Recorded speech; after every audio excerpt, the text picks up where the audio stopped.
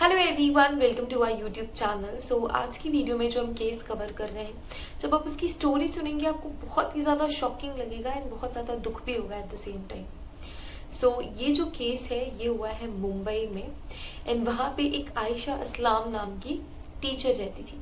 तो वो स्कूल में टीचिंग करती थी एंड स्कूल के बाद जितना भी टाइम उसके पास बचता था वो ट्यूशन्स पढ़ाती थी, तो वो ट्यूशन टीचर भी थी। 2016 में आयशा का अपने हस्बैंड के साथ डाइवोर्स हो जाता है। वो एक सिंगल पेरेंट होती है एंड इस वजह से वो बहुत ज़्यादा मेहनत कर रही होती है। इस वजह से स्कूल में भी काम करती है, ट्यूशन्स भी पढ़ाती है।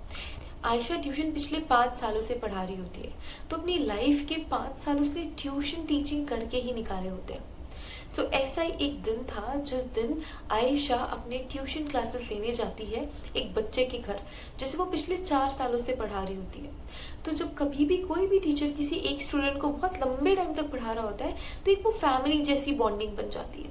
तो आयशा उस बच्चे के घर गई थी उसे पढ़ाने ट्यूशन्स के लिए एंड ट्यूशन वो फिनिश कर लेती है शाम के 8 बजे तक। इसके बाद जो उस बच्चे की मॉम है वो आती है आयशा के पास, अप्रोच करती है उसे और वो कहती है कि उसे कुछ पैसों की ज़रूरत है।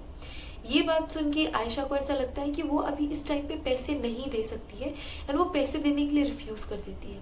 तो दो चीज़ें हो सकती है यहाँ पे। आयशा को ऐसा फील हो रहा होता है कि मैं यहाँ पे काम करती हूँ, इन्हें मुझे पैसे देने चाहिए, मुझसे उधार कैसे मांग रही है।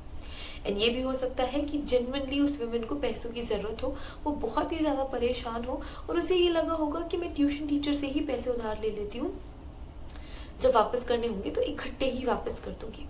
बट यहाँ पे क्या होता है कि जो उस बच्चे की मॉम है वो पैसे मांगती है ट्यूशन टीचर से, मतलब आयशा से, एंड वो रिफ्यूज़ कर देती है। जो भी उसके रीजंस होते हैं वो उसे बताती है कि क्यों वो पैसे उधार नहीं दे सकती एंड रिफ्यूज़ कर देती है। धीरे धीरे ये जो बातें हैं वो बहस में कन्वर्ट हो जाती है एंड बहस से ये बदल जाती है लड़ाई में। वो बच्चा वहाँ पे खड़े होकर पूरी की पूरी बातें सुन रहा होता है, देख रहा होता है कि उसकी मॉम की लड़ाई उसके टीचर के साथ हो गई है। एंड धीरे धीरे ये जो हीटेड कन्वर्सेशन है वो बहुत ज़्यादा बढ़ जाती है, हाथापाई जैसी सिचुएशन भी आ जाती है। इसके बाद जो वो बच्चा होता है वो अपने घर के किचन में जाता है, किचन नाइफ उठाता है, लेके आता है एंड अपनी टीचर के बैक में एंड पेट में कंटिन्यूअसली उनको स्टैब करने लगता है। नाइफ बहुत ही ज्यादा शार्प होती है। भले ही वो बच्चा था बट उसने पूरी फोर्स के साथ अपने टीचर को स्टैब करा था एंड आयशा इसके लिए प्रिपेयर भी नहीं थी, वो खुद को बचा भी नहीं पाई एंड वो अचानक से ही जमीन पे गिर गई एंड वो पूरा का पूरा प्लेस खून से भर चुका था। उस बच्चे की मम्मी भी अब परेशान हो गई थी, वो बच्चा भी अब परेशान हो गया था ये सोच के कि ये उसने क्या कर दिया, अब तो गड़बड़ कर दी उसने। इसके बाद जो बच्चे की मम्मी है वो आयशा की बॉडी लेके जाती है, वो आयशा को हॉस्पिटल लेके जाती है।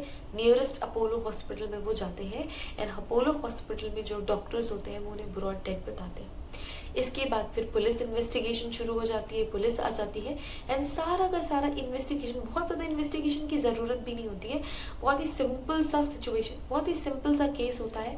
बच्चा भी एडमिट कर देता है और उसकी मॉम भी एडमिट कर देती है। बट कहीं ना कहीं कई लोगों को ऐसा लगता है कि उसकी मॉम का भी इन्वॉल्वमेंट था, क्योंकि एक छोटा सा बच्चा नहीं स्टैप कर सकता इतनी बुरी तरीके से अपने टीचर को। बट रियलिटी ये भी हो सकती है कि उस बच्चे को उस समय बहुत ज़्यादा गुस्सा आया हो, ये सोच के कि मेरे टीचर मेरी मॉम से झगड़ा कर रही है एंड इस वजह से अपनी पूरी ताकत लगा के उस बच्चे ने अपनी मैम को स्टैप किया हो। तो ये भी रीज़न हो सकता है। तो दो रीजंस हो सकते हैं। पुलिस जो है सारी इन्वेस्टिगेशन फिनिश करती है, सारी इन्फॉर्मेशन कलेक्ट करती है एंड बच्चे को रिहैबिलिटेशन सेंटर भेजती है। जैसे कि आपको पता होगा कि हमारे देश में अगर किसी भी 18 साल से कम के बच्चे ने क्राइम करा है तो उसे हम जेल में नहीं डालते, तो उसे हम जेल नहीं भेजते एंड जुवेनाइल जेल भेजते हैं या जुवेनाइल रिहैबिलिटेशन सेंटर भेजते हैं। एंड इनकी जो प्रोसीडिंग है, जो केसेस चलते हैं वो जुवेनाइल जस्टिस बोर्ड में चलते हैं, जुवेनाइल जस्टिस कोर्ट में चलते हैं, नॉर्मल कोर्ट्स में नहीं चलते तब तक जब तक रेयरेस्ट ऑफ रेयर केस ना हो। बट ये कोई भी case rarest of rare case की कैटेगरी में नहीं आ रहा था, इस वजह से इस बच्चे की जो सुनवाई है वो जुवेनाइल जस्टिस बोर्ड में होती है और इसके बाद इसे रिहैबिलिटेशन सेंटर भेज दिया जाता है। बट उसकी मॉम को माइनर सी पनिशमेंट मिलती है, फाइन पे करना होता है एंड इसके बाद उनको सजा भी नहीं होती है। एंड मैक्सिमम लोगों का ये मानना था कि कहीं ना कहीं उस बच्चे की मॉम का इन्वॉल्वमेंट इस मर्डर में जरूर था। But circumstantial evidences and different evidences के बेसिस पे जो पुलिस वाले हैं उस बच्चे की मॉम को एक्सक्लूड कर देते हैं और ये मानते हैं कि इनका कोई भी इनिशिएशन नहीं था इस क्राइम के लिए। पुलिस इस 12 साल के बच्चे के मोहल्ले वालों से भी क्वेश्चनिंग करती है, उनके इंटरव्यूज लेती है एंड ये चीज़ बहुत शॉकिंग होती है कि वो सारे इस बातों पे बिलीव नहीं कर पा रहे होते हैं। वो कहते हैं कि हमारे बच्चे के साथ ज़रूर खेलता था, वो बच्चा बहुत ही ज़्यादा पोलाइट एंड स्वीट था। वो ये मान भी नहीं पा रहे थे कि उस बच्चे ने ऐसा कोई स्टेप ले लिया है। सो अब ये बच्चा 6 सालों तक जुवेनाइल रिहैबिलिटेशन सेंटर में रहेगा क्योंकि ये बच्चा जब तक 18 साल का नहीं हो जाएगा तब तक ये जुवेनाइल जस्टिस बोर्ड से रिलीज नहीं हो सकता। मतलब 6 साल अभी लगेंगे, 12 साल का ऑलरेडी है।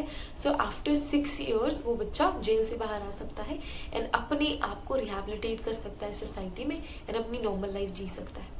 लेकिन आयशा को अब कभी भी मौका नहीं मिलेगा अपनी नॉर्मल लाइफ जीने का, अपनी ज़िंदगी जीने का।